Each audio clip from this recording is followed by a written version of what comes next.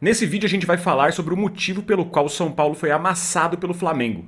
Ninguém falou ainda desse motivo, e ele é mais simples do que parece.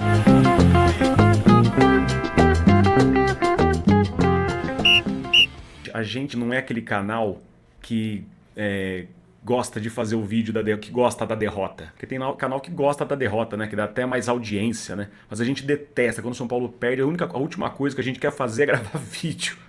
Então, assim, por isso a gente demora um pouco para soltar vídeo, porque a gente digere isso e tenta interpretar da melhor forma, né? Antes de falar então do São Paulo, deixa o seu like, se inscreva no canal, é muito importante você estar com a gente debater sobre o São Paulo e sobre o futebol. Tá certo? Tudo bem? Mais ou menos, menos, né? mais ou menos. Olha, eu vou te dizer, eu fazia tempo que eu não sentia uma coisa assim estranha no ar do São Paulo, assim. Uma desmobilização até mental da equipe, né? Mas não é isso que a gente veio falar. Eu só tô colocando aqui uma sensação que eu tenho. Porque a Marina aqui vai falar o que ela notou desse jogo entre São Paulo e Flamengo, que pouca gente, ou quase ninguém falou, né? Sobre a postura, né? A organização do São Paulo e postura dentro de campo. Que tipo de situação ali que você notou, que te incomodou e que você vai falar agora para os nossos telespectadores? Eu fico até meio receosa de falar sobre isso, porque eu sinto que as pessoas não gostam desse tipo de conceito, desse tipo de abordagem que eu vou trazer aqui. Mas eu peço que você me dê uma chance para que eu tente explicar isso para você. É o seguinte, eu acho que em times que estão em crise e no atoleiro pré-zona de rebaixamento ou até dentro da zona de rebaixamento, todos os jogadores, não só os da linha defensiva, não só os volantes, todos, até o centroavante, até o meio atacante, até o ponta ou quem quer que seja, precisa também assumir responsabilidades defensivas. E eu vejo que as pessoas não gostam disso, porque assim, mas ele não tem que marcar, mas o trabalho dele não é marcar. Tá bom, não é só isso. Mas um time em muita dificuldade e com pouquíssima confiança, não dá pra que toda hora a linha de defesa fique exposta, para que sobre para que só a linha de defesa resolva o problema, né? E o que eu acho que aconteceu nesse jogo com o Flamengo é o seguinte: os zagueiros do Flamengo, o Léo Ortiz e o Léo Pereira, eles não são exatamente zagueiros destruidores. Eles são muito mais zagueiros construtores, né? Sobretudo o Léo Ortiz, na minha opinião. Se você achar que é diferente, também pode deixar no comentário que a gente conversa e debate. Mas, na minha opinião, eles são os zagueiros construtores. Isso significa que o jogo do Flamengo, apesar da extrema qualidade, né, do meio e dos jogadores de ataque, eles são constantemente municiados por esses dois zagueiros. Sobretudo o Léo Ortiz. O que isso significa? A origem das jogadas do Flamengo, muitas vezes, começa nos pés desses dois jogadores de defesa do Flamengo. O que eu percebi no jogo, que eu não vejo as pessoas falando, fica todo mundo falando, o Sabino, porque o Cédric, tá bom, claro, merecem críticas, mas pensa em termos espaciais. Quem são os jogadores do São Paulo que estão mais próximos do Léo Ortiz e do Léo Pereira Os atacantes. e que podem dificultar esse começo das ações do Flamengo?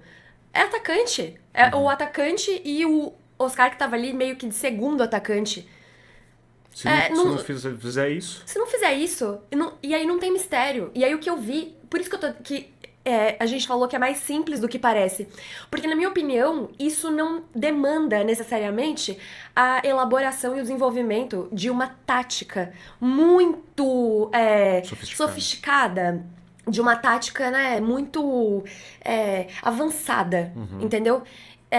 Demanda muito mais uma postura e uma percepção de todos os 11 jogadores e também dos jogadores de ataque do que precisa ser feito naquele tipo de jogo. O que eu via era o Léo Ortiz e o Léo Pereira, eles com toda a liberdade do mundo, eles dominavam a bola no campo de defesa, olhavam pra frente, o Oscar e o André Silva estáticos, eles nem se aproximavam desses jogadores de defesa do Flamengo pra dificultar um passe, pra dificultar um lançamento.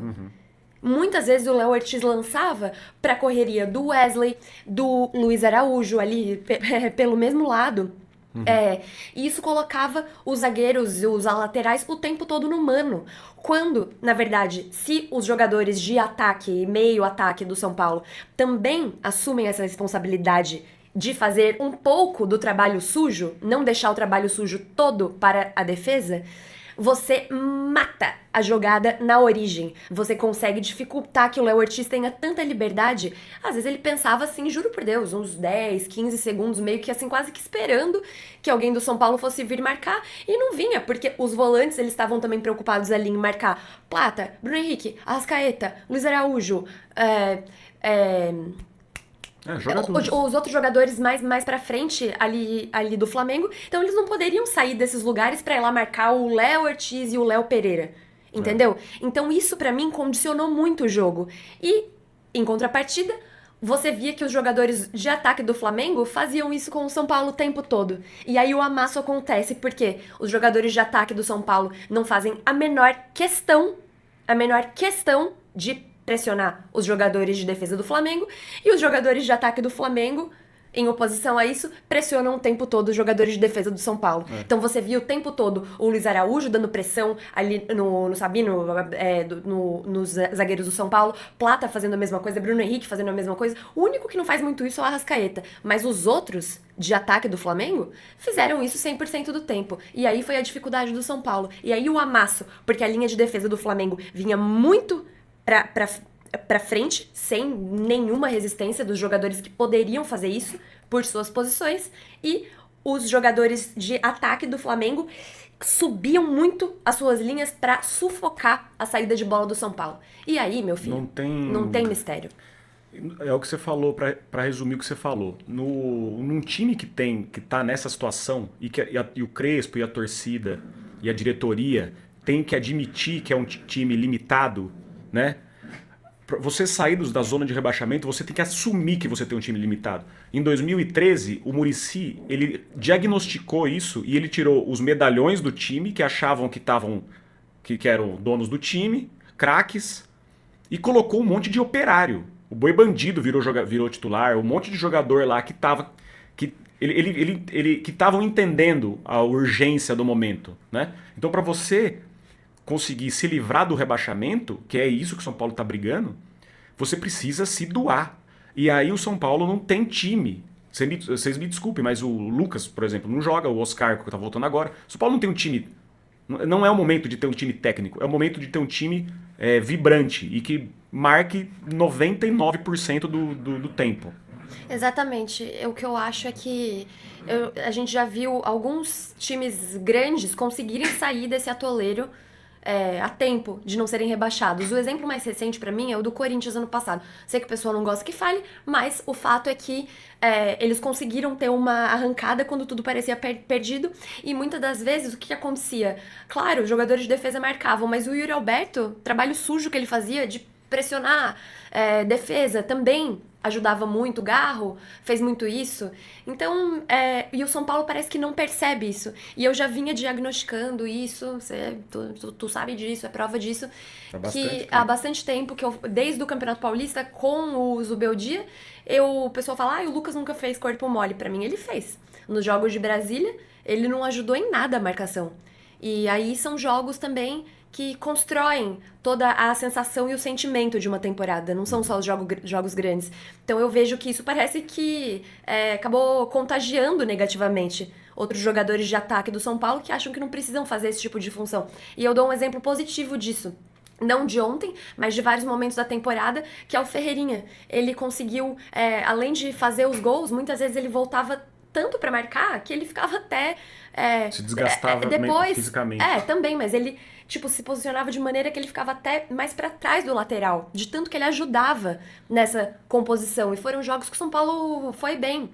Então, me espanta os jogadores não terem esse senso de urgência. Aí todo mundo vai falar, mas é a diretoria que não mobiliza. Tá bom, a gente sabe que a culpa maior é da diretoria, mas alguém aguenta mais falar de diretoria? É óbvio que a gente vai colocar o dedo na ferida mesmo, mas esse papo institucional às vezes cansa muito, a gente tem que falar do campo e bola. E nada melhor assim, pra você falar de forma concreta, mais concreta e real sobre o campo e bola, do que observar a postura dos jogadores. Exatamente. Eles precisam entregar mais. Na minha opinião, eu acho que, mas a diretoria não mobilizou, a diretoria estava fazendo isso, aquilo, mas eles são muito bem remunerados para ter uma percepção que não é tão difícil. Não é possível que essa bolha tenha uma parede tão grossa a ponto que eles não consigam absorver o que está acontecendo de fato com o São Paulo e a aflição da torcida.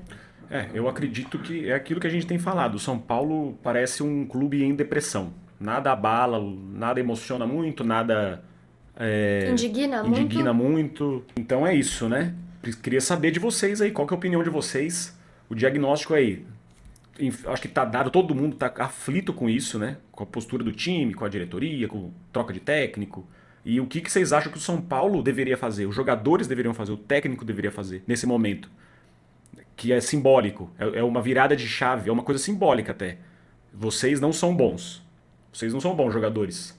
Vocês têm um time limitado. Então, meu amigo, é a hora de comer grama.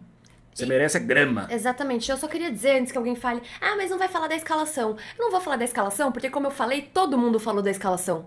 E eu não vou ficar repetindo aqui o que todo mundo disse. Eu quis trazer um outro ponto, né? Uma coisa diferente sobre esse jogo, que eu acho que poderia ser determinante para que o São Paulo não fosse tão amassado. Poderia até perder o jogo, mas o amasso, pra mim, ele tá condicionado a isso. Eu acho que tem jogadores que estão dando mais do que outros. Isso não pode acontecer num time que tá perto da zona de rebaixamento e perto de cair pela primeira vez na história. Isso não existe. Essa postura tá completamente equivocada e eu espero que, de alguma forma, os jogadores consigam absorver isso e mudar essa postura. Recado dado, hein? Vamos torcer para ver se São Paulo consegue ganhar do Red Bull Bragantino. E dê o like e comente aí a opinião de vocês e não deixe de se inscrever, beleza? Beijo, até a próxima. Tchau, tchau.